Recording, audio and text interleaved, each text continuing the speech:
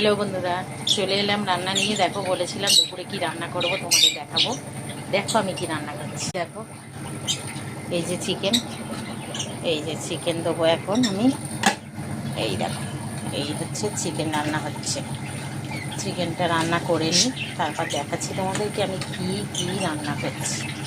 ঠিক আছে, এই দেখো বন্ধুরা, এই ঠ্যাং খেতে সব আমি আমার বর ভালোবাসি, কিন্তু আমার ছেলে খায় না, যার জন্য লুকিয়ে লুকিয়ে রান্না করতে হয় বন্ধুরা। হ্যাঁ, ছেলে পছন্দ করে না, কিন্তু আমি আর আমার বর খাই। এবার এই মাংসটা হচ্ছে, মাংসটা কষিয়ে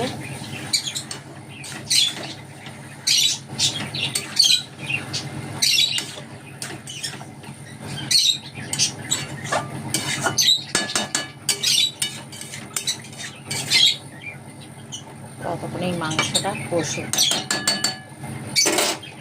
তো চলো আমি ঢাকা দিয়ে দিই মাংসটা, এটা হোক আস্তে আস্তে। তার মধ্যে দেখাচ্ছি, এই দেখো ভাত হয়ে গেছে আমার।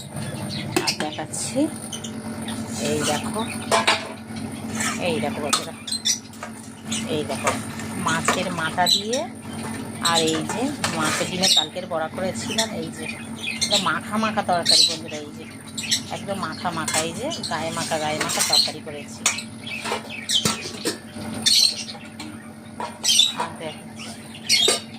আর কি করলাম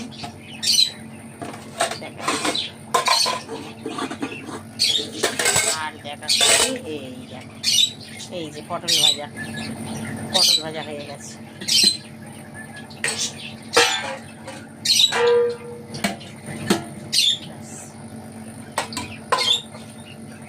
আর এই মাংসের আলু এই যে ভেজে রেখেছি, মাংস দিয়ে দেবো।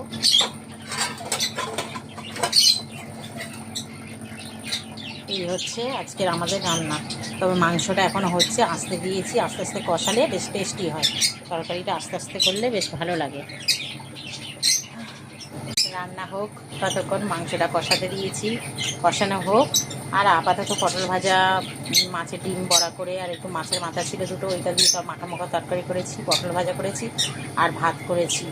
আর মাংসটা হলে তারপর বাবা ছেলেকে খেতে দিয়ে দেবো।